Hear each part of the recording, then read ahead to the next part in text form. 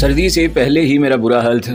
पानी का तस्करा सुनकर मुझे झुरझुरी सी आ गई। मैंने फौरी तौर पर होश में आना ही मुनासिब समझा। दूसरे ही लम्हे मैं करा कर आहिस्ता आहिस्ता पलकें झपकाने लगा। मैंने पूरी तरह आंखें खोल दी। मेरे सामने सोफे पर अधेड़ उम्र का एक शख्स बैठा था। इसके जिस्म पर 3-piece सूट था और चेहरे पर सुनहरी फ्रेम का चश्मा था। इसके सामने तबाही भरी शराब की एक बोतल और गिलास रखा था। वो यकीनन मैं नोशी में मसरूफ़ था। इसके सोफे की पुश्त पर करख्त चेहरे और फूली हुई नाक वाला एक शख्स मुअद्दब खड़ा था। इसका जिस्म सांड की तरह पला हुआ था। इसने चमड़े की जैकेट और चुस्त जीन्स पहन रखी थी। कमरा हर तरह से आरास्ता था। वहाँ शायद हीटर भी ऑन था क्योंकि मुझे खुशगवार हरारत का एहसास हो रहा था। मैंने गर्दन मोड़ कर पीछे की तरफ देखा। वहाँ 3 आदमी खड़े थे। वो तीनों राजू के साथ होटल आने वालों में शामिल थे। शायद इन्हीं में से किसी ने मेरे सर पर ज़रब लगाकर मुझे बेहोश किया था। सोफे पर बैठा हुआ शख्स बहुत गौर से मेरे चेहरे का जायजा ले रहा था। फिर इसकी भारी आवाज़ गूंजी, कौन हो तुम और कहाँ से आए हो? मैं एक बेसहारा आदमी हूँ सरकार, मैंने खुशामदाना अंदाज में कहा, और कोलकाता से आया हूँ। मेरा नाम विनोद है। फौरी तौर पर मेरे जहन में वही नाम आया था। यहाँ मेरा एक दोस्त रहता है, मैं इसके पास आया हूँ। यहाँ आकर मालूम हुआ कि वो दिल्ली चला गया। इस मुलच ने तुम्हें कितने पैसे दिए थे? चश्मे वाले ने पूछा। कौन मुलच सरकार? मैंने उलझ कर पूछा। वही होटल वाला मुसला। फिर वो अपने एक आदमी से मुखातिब हुआ, क्या नाम है इसका? इसका नाम गयास है सरकार, इसने जल्दी से जवाब दिया। हाँ, गयास ने तुम्हें कितने पैसे दिए थे? चश्मे वाले ने सर्द लहजे में कहा। कुछ भी नहीं सरकार, मैंने जवाब दिया। वो बूढ़ा आदमी है, राजू इसे मार रहा था तो मुझे तरस आ गया। मैंने राजू को मना किया तो वो इसे छोड़कर मुझसे भिड़ गया। फिर मैंने खुशामद भरे लहजे में कहा, बड़ी भूल हो गई सरकार। मैंने दोनों हाथ जोड़ दिए। चश्मे वाला चंद लम्हे तक मुझे घूरता रहा। फिर निस्बतन नरम लहजे में बोला, मेरे लिए काम करोगे? ज़रूर करूँगा सरकार, मैंने खुशी का मुजाहिरा किया। मैं तो कई महीने से काम की तलाश में घूम रहा हूँ। कुछ पढ़े लिखे भी हो? चश्मे वाले ने पूछा। मैं इस बात में जवाब देते देते रुक गया। मुझे हिंदी की शुद्ध बुद्ध बिल्कुल नहीं थी। मैंने नफ़ी में सर हिलाते हुए मायूसी से कहा, सब यही पूछते हैं। जब इन्हें पता चलता है कि मैं अनपढ़ हूँ तो वो मुझे धुतकार देते हैं। आप भी वही पूछ रहे हैं, मगर हम तुम्हें धुतकारेंगे नहीं। चश्मे वाले के चेहरे पर पहली दफ़ा मुस्कुराहट नमूदार हुई। तुम क्या काम कर सकते हो? मैं मजदूरी कर सकता हूँ, सामान ढो सकता हूँ। कुछ दिन मैंने एक ट्रक ड्राइवर के साथ भी काम किया है। इसने मुझे गाड़ी चलाना भी सिखा दी है। तुम गाड़ी चला लेते हो? चश्मे वाले ने पूछा। जी सरकार, मैं ट्रक चला सकता हूँ। गाड़ी कभी चलाई नहीं मगर मैं चला लूँगा। ठीक है, चश्मे वाले ने कहा, आज से तुम मेरे मुलाजिम हो। अभी तुम आराम करो, बाद में काम भी बता दिया जाएगा। फिर वो अपने एक आदमी से मुखातिब हुआ, गणेश, इसके हाथ पाँव खोल दो और इसे कपड़ों का एक जोड़ा भी दे दो। गणेश इस शख्स का नाम था जो मुझे कांधे पर लाद कर यहाँ तक लाया था। वो गैर मामूली तनोतोश और बड़े बड़े मजबूत हाथ पैरों का मालिक था। इसने चेक का मैला सा कोट और मुल्कजी सी पैंट पहन रखी थी। इसका सर अंडे की तरह शफाफ था। वो आगे बढ़कर मेरे हाथ पाँव खोलने लगा। हाथ पाँव खुलने के बाद ही खड़ा हो गया और हल्की फुल्की एक्सरसाइज करने लगा ताकि जिस्म का दौरान खून सही हो जाए। बंदे बंदे यूँ भी मेरे हाथ पाँव सुन हो गए थे। फिर गंजे ने मुझे अपने पीछे आने का इशारा किया। हम दोनों आगे पीछे चलते हुए कमरे में पहुँचे। वो शायद गंजे ही का कमरा था। गंजे ने अलमारी खोल कर एक तौलिया निकाला और मुझसे बोला, तुम नहा लो, मैं तुम्हारे लिए कपड़े लेकर आता हूँ। मेरे कपड़े तो तुम्हें आएंगे नहीं। बाथरूम में शेव का सामान भी था। मैंने सबसे पहले शेव किया, फिर नीम गर्म पानी से नहाया तो ऐसा लगा जैसे धूल और मिट्टी के साथ साथ मेरी थकन भी पानी में बह गई हो। इस दौरान में गणेश ने दरवाजे पर दस्तक देकर मुझे कपड़े भी दे दिए थे। मैं नहा धोकर बाहर निकला तो गणेश मुझे हैरत से देखने लगा। शेव करने और नहाने के बाद मैं तरोताज़ा हो गया था और मेरा असल रूप लौट आया था। गणेश ने सताइशी नज़रों से मुझे देखते हुए कहा, मुझे यकीन नहीं आता कि तुम अनपढ़ हो। बहुत से लोगों को मेरे अनपढ़ होने पर हैरत होती है। मैंने हंस कर कहा, तुम अगर 3-piece सूट पहन लो तो बिल्कुल हीरो लगोगे फिल्मों के। गणेश बेढंगेपन से हंसा। फिर वो कुछ सोच कर बोला, राजू से होशियार रहना, वो बात दिल में रखने का आदमी है। कभी कभी तुमसे बदला लेने की कोशिश करेगा। मुझे बेख्तियार हंसी आ गई। शायद इसका ख्याल था कि मैं हमेशा यहाँ रहूँगा। मैंने अचानक इससे पूछा, ये सेठ साहब काम क्या करते हैं? मैं क्या बताऊँ, तुम खुद ही अपनी आंखों से देख लोगे। बस इतना समझ लो कि तुम्हारी ड्यूटी आसान नहीं होगी। फिर वो ज़रा तवक्कुफ़ के बाद बोला, मैं खाना भिजवाता हूँ। नहीं, खाना तो मैं खा चुका हूँ। हो सके तो डिस्प्रिन की 2 गोलियाँ ला दो। नहाते वक्त मुझे एहसास हुआ था कि मेरा सर फट गया है। सर में अभी तक तकलीफ़ हो रही है। मैंने सर पर हाथ फेरते हुए कहा, माफ़ करना दोस्त। गणेश ने कहा, मेरा हाथ कुछ ज़्यादा ही ज़ोर से चल गया था। अच्छा, मैं तुम्हारे लिए गरम गरम कॉफ़ी लेकर आता हूँ। अलमारी में से गरम चादर निकाल कर ओढ़ लो। ये कहकर वो चला गया। चादर निकालने के के बजाय मैं बिस्तर में घुस गया। मेरी आँख खुली तो कमरे में रोशनी फैली हुई थी। चंद लम्हे तक तो मुझे याद ही ना आया कि मैं कहाँ हूँ। फिर आहिस्ता आहिस्ता मुझे याद आने लगा। मैं जानकी दास के ठिकाने पर था। गणेश मेरे लिए डिस्प्रिन और कॉफ़ी लेकर आया था। कॉफ़ी पीते ही मुझ पर नींद का ज़बरदस्त हमला हुआ था। तो क्या गणेश ने कॉफ़ी में ख्वाब आवर दवा मिलाई थी? मैं झपट कर उठ बैठा। इसी वक्त गणेश कमरे में दाखिल हुआ। उठ गई विनोद? नींद तो अच्छी तरह आई थी रात को। नींद तो कुछ ज़्यादा ही अच्छी तरह आ गई थी। मैं तलखी से हंसा। फिर अचानक इससे पूछा, मेरी कॉफ़ी में बेहोशी की दवा क्यों मिलाई थी? मैंने सोचा कि तुम्हें सुकून की ज़रूरत है, रात आराम से गुजर जाए। फिर वो अचानक बोला, जल्दी से तैयार हो जाओ, सेठ साहब तुम्हारा इंतज़ार कर रहे हैं। मुझे वहाँ रहते हुए एक हफ्ता हो गया था, मगर अभी तक जानकी दास ने मुझसे कोई काम नहीं लिया। मेरी समझ में नहीं आ रहा था कि आखिर जानकी दास मुझसे चाहता क्या है। मैं वहाँ बेकार पड़े पड़े बोर हो गया था। मुझे ग्लोरिया और तैमूर की ही फिक्र थी। मैंने ग्लोरिया को इंडिया बुलवाया था। इसके पास अमेरिकन पासपोर्ट था, वो आसानी से इंडिया आ सकती थी। ये भी मुमकिन था कि वो इंडिया पहुँच चुकी हो। मैंने इसे एहसान के एड्रेस पर बुलवाया था। मुझे यही फिक्र थी कि अगर ग्लोरिया वहाँ पहुँची होगी तो पुलिस की नज़रों में आ गई होगी। फिर मैं ये सोचकर खुद ही अपने दिल को तसल्ली दे ली कि ग्लोरिया बच्ची तो है नहीं। इससे पहले भी बेशुमार दफ़ा इस किस्म के हालात से गुजर चुकी है। अलबत्ता इसे मेरी तरफ से परेशानी होगी। वहाँ मेरे साथ मुश्किल ये थी कि मैं अखबार भी नहीं पढ़ सकता था, वरना जानकी दास को मालूम हो जाता कि मैंने इससे झूठ बोला था। मैं इन्हीं सोचों में उलझा हुआ था कि गणेश आया और बोला, चलो तुम्हें सेठ साहब बुला रहे हैं। मैं खामोशी से इसके साथ हो लिया। जानकी दास अपनी मखसूस नशिस्त पर मौजूद था और हस्बे मामूल शराब से शुगल कर रहा था। मुझे देखते ही वो हंस कर बोला, आओ आओ, मैं तुम्हारे ही इंतज़ार कर रहा था। फिर बोतल की तरफ इशारा करते हुए कहने लगा, पियोगे? मैंने नफ़ी में सर हिला दिया तो वो अजीब लहजे में बोला, मुझे भी यही उम्मीद थी कि तुम नहीं पियोगे। खैर कोई बात नहीं। फिर वो खामोश होकर हाथ में पकड़े हुए गिलास को घूरने लगा। ऐसा लग रहा था जैसे वो ज़हनी तौर पर किसी कश्मकश में मुब्तला हो। फिर वो ठहरे हुए लहजे में बोला, तुमने बहुत दिन आराम कर लिया, अब तुम्हें काम करना होगा। मैं तो खुद बैठे बैठे तंग आ गया हूँ, मैंने जवाब दिया। अब तुम्हारी सारी बोरियत दूर हो जाएगी। जानकी दास की आंखों में अजीब सी चमक थी, मगर काम ज़रा मुश्किल है। ये कहकर इसने कोट की अंदरूनी जेब से खाकी कागज़ का एक लिफाफा निकाला और इसमें से एक तस्वीर निकाल कर मेरी तरफ बढ़ा दी। मैंने तस्वीर इसके हाथ से ले ली। वो पुलिस के किसी आला अफसर की तस्वीर थी। ये हुमायूं मिर्ज़ा है, जानकी दास ने कहा। ये मेरे खून का प्यासा है। मैं गौर से जानकी दास की शक्ल देख रहा था। इसने चंद लम्हे तवक्कुफ़ किया, फिर बोला, मैं चाहता हूँ कि तुम इसे कत्ल कर दो। इसका लहजा सर्द और शफाक था। मैं घबरा कर खड़ा हो गया। नहीं, ये काम मुझसे नहीं होगा।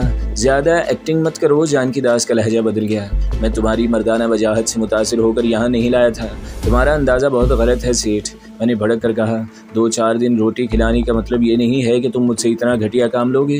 मैं कभी गलत अंदाज़ा नहीं लगाता। जानकी दास ने एक लफ्ज़ पर जोर देकर कहा, मैं जानता हूँ कि किसी को कत्ल करना तुम्हारे लिए कोई नई बात नहीं है। ये काम तुम्हें करना होगा। इसने फैसला कुन लहजे में कहा। और अगर मैं इनकार कर दूं तो? मैंने सर्द लहजे में पूछा। तो फिर तुम इसी हुमायूं मिर्ज़ा के हाथों फांसी घाट तक पहुंचोगे कामरान। इसके मुंह से अपना नाम सुनकर मैं सन्नाटे में रह गया। गणेश भी आंखें फाड़े मुझे देख रहा था। मैंने तो तुम्हें इसी वक्त पहचान लिया था जब मेरे आदमी तुम्हें यहाँ लेकर आए थे। जानकी दास की मकरू आवाज़ गूंजी। फिर मैंने सोचा था कि तुम्हें पुलिस के हवाले कर दूँ, मगर इसमें मुझे कोई फ़ायदा नहीं पहुँच रहा था। फिर मैंने तुमसे काम लेने का फ़ैसला कर लिया। मगर ये काम मैं ही क्यों करूँ? मैंने पूछा। इसलिए कि हुमायूं मिर्ज़ा किसी छोटे मोटे आदमी के काबू में नहीं आएगा। मैं अपने किसी काम के आदमी को दांव पर लगाना नहीं चाहता। मैं भी तो नाकाम हो सकता हूँ। मैंने कहा, तुम्हारी नाकामी के चांसेस बहुत कम हैं, बल्कि ना होने के बराबर हैं। तुम ट्रेंड दहशतगर्द हो। फिर वो बोलते बोलते रुका, अपना गिलास एक ही घूंट में खाली किया और बोला, मैं ज़रा खरा आदमी हूँ, साफ साफ बात करता हूँ। और अगर तुम हुमायूं मिर्ज़ा के हाथों मारे भी गए तो मुझे क्या फ़र्क पड़ेगा? और अगर मैंने तुम्हारे ये काम कर दिया तो इस बात की क्या गारंटी है कि तुम आइंदा मुझसे इस किस्म का कोई काम नहीं लोगे? मैंने तीखे लहजे में पूछा।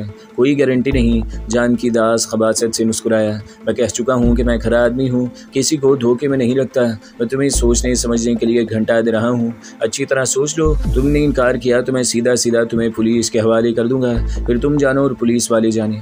तुम्हारा जवाब हाँ में हुआ तो इसकी शर्तें बाद में तय कर लेंगे। अब तुम जा सकते हो। इसने गिलास में विस्की उंडेलते हुए कहा। 1 घंटे बाद फिर मुलाकात होगी। मैं बोझल कदमों से अपने कमरे में लौट आया। गणेश मेरे साथ साथ था। इसके अंदाज में अब वो पहले वाली बेतकल्लुफ़ी नहीं थी। वो कमरे में दाखिल होते ही बोला, तुम तो छुपे रुस्तम निकले, मुझे भी जल दे दिया। एक बात बताओ गणेश, मैंने अचानक इससे पूछा, सेठ हुमायूं मिर्ज़ा को कत्ल क्यों कराना चाहता है? हमारा सबसे बड़ा दुश्मन हुमायूं मिर्ज़ा है। जब से वो ट्रांसफ़र होकर इस शहर में आया है, इसने हमें लाखों रुपए का नुकसान पहुँचाया है। हमारे कई बेहतरीन आदमी भी इसके हाथ मारे गए हैं। मगर क्या जानकी दास पास इतना ताकतवर भी नहीं कि एक मामूली पुलिस कमिश्नर को अपने रास्ते से हटा सके। मेरा लहजा तंजिया था, गणेश तंजिया अंदाज में हंसा। हुमायूं मिर्ज़ा को रास्ते से हटाने का यही एक तरीका है कि इसे कत्ल कर दिया जाए। एक बड़े सियासी ख़ानदान से ताल्लुक़ रखता है और इसकी पहुँच बहुत ऊपर तक है। मेरा जहन तेज़ी से काम कर रहा था। अगर मैं इनकार करता, जानकी दास मुझे पुलिस के हवाले कर देता, फिर फांसी का फंदा मेरा मुकद्दर होता। वो मुझे पुलिस के हवाले करने के बजाय खुद भी गोली मार सकता था।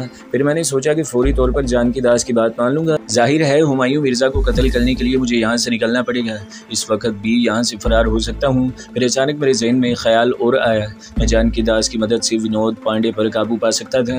इंडिया में यूँ भी मैं तन्हा था, जानकी दास और इसके आदमी मेरे काम आ सकते थे। जितना मैं इस पर गौर करता गया इतना ही कायल होता गया। इस दौरान में गणेश ने 2 दफ़ा मुझे कॉफ़ी पिलाई और मैंने सिगरेट का पूरा पैकेट फूंक डाला। हुमायूं मिर्ज़ा मुसलमान था तो क्या हुआ, वो बहरहाल दुश्मन मुल्क का इंस्पेक्टर था। इसे कत्ल करके मेरा क्या नुकसान होता।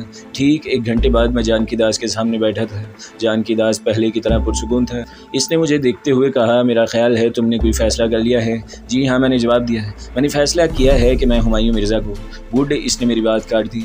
मुझे भी यही उम्मीद थी, मगर मेरी एक शर्त है, मैंने कहा। जानकी दास ने चौंक कर मुझे देखा, फिर बोला, अच्छा कोई शर्त भी है, चलो वो भी बता दो। मुझे एक आदमी की तलाश है, अगर तुम इस सिलसिले में मेरी मदद का वादा करो तो मैं तुम्हारी बात मानने को तैयार हूँ। ये भी कोई शर्त है? जानकी दास हंस कर बोला, आदमी अगर ज़मीन की तह में हुआ तो वहाँ से भी खोद कर निकाल लूँगा, बस शर्त यह है कि वो आदमी जानकी दास ना हो। मुझे इसकी बात पे हंसी आ गई। मैं हंसते हुए बोला, आदमी जानकी दास नहीं है, बस तो फिर समझो कि वो तुम्हारे कब्ज़े में है। जानकी दास खुशदिली से बोला, तुम आराम करो, 2-4 दिन में तुम्हें हुमायूं के बारे में तफसील मिल जाएगी।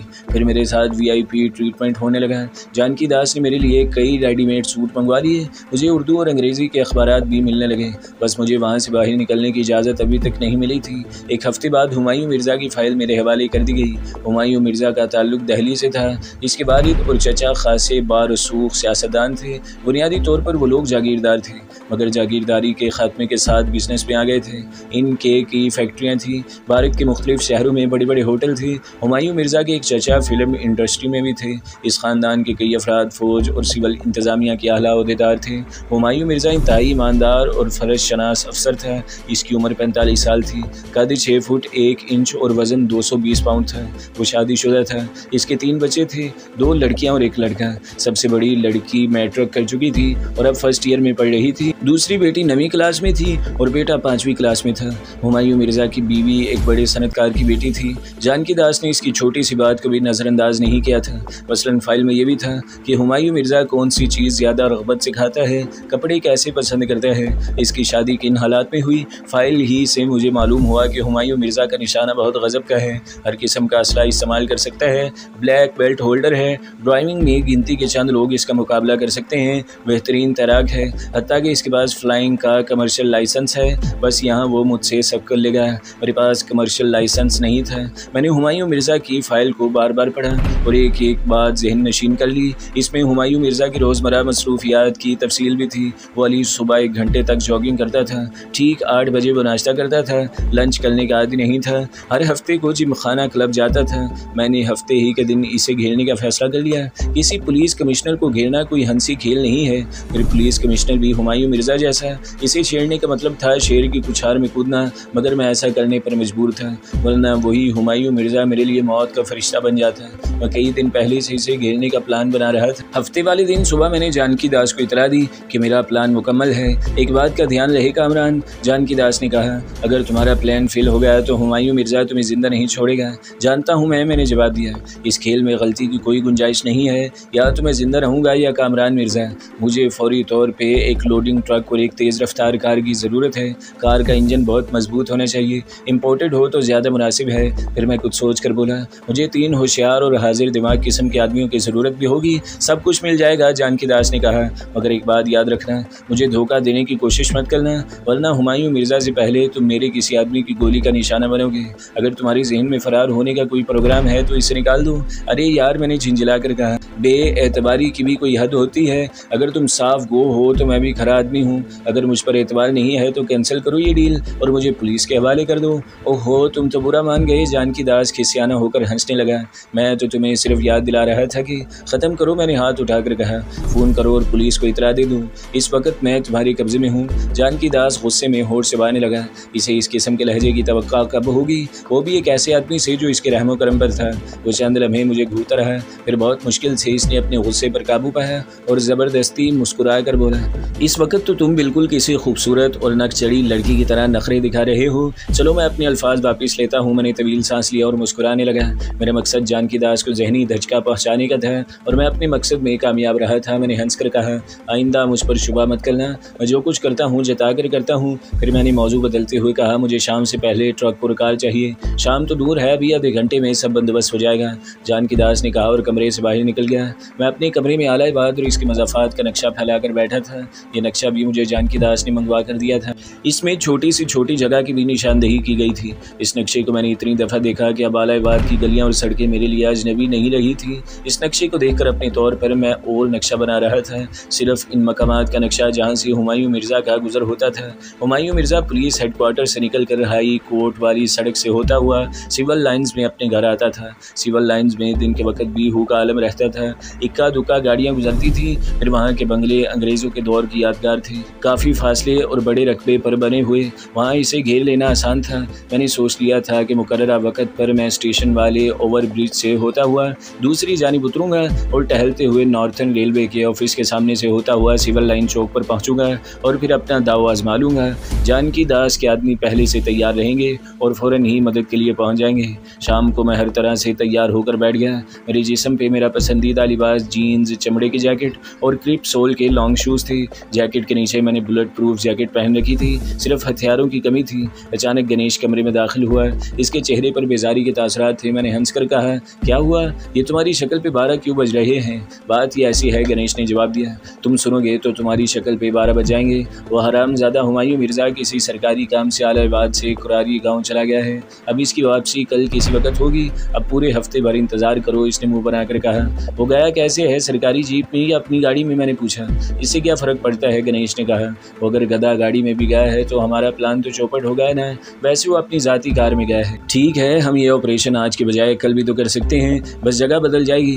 तुम्हारा मतलब है कल? हाँ, मैंने इसकी बात काट दी। तुम ज़रा जल्दी से मालूम करो कि वो इस गाँव में किस रास्ते से गया है और किस रास्ते से वापस आएगा। मालूम करने की क्या ज़रूरत है, गणेश ने ये कहते हुआ नक्शा अपनी तरफ खिसका लिया। फिर पेंसिल उठाकर इस पर निशान लगाते हुए बोला, ये है वो गाँव जहाँ हुमायूं मिर्ज़ा गया है। इसने इस गाँव पर दायरा बनाया जहाँ मैंने ठाकर समेत कई अफराद को ठिकाने लगाया था। ये वो सड़क है जहाँ से वो वापस आएगा। इसने नक्शे पर निशान लगाते हुए कहा, ये वही सड़क थी जिस पे मैंने ट्रक में लिफ्ट ली थी। मैंने चंद लम्हे गौर किया, फिर फैसला कुन लहजे में बोला, बस मैं इसी सड़क पे हुमायूं मिर्ज़ा को घेरूंगा और ये सफ़र इसकी ज़िंदगी का आखिरी सफ़र होगा। फिर मैं चौंक कर बोला, सेठ साहब को बता दो कि आज का ऑपरेशन अब कल होगा। ये इन्फॉर्मेशन सेठ साहब की है। खैर, मैं इन्हें बता दूंगा, वैसे हर चीज़ तैयार है, गणेश ने जवाब दिया। अभी तक मुझे रिवॉल्वर्स और राइफ़ल नहीं मिली है।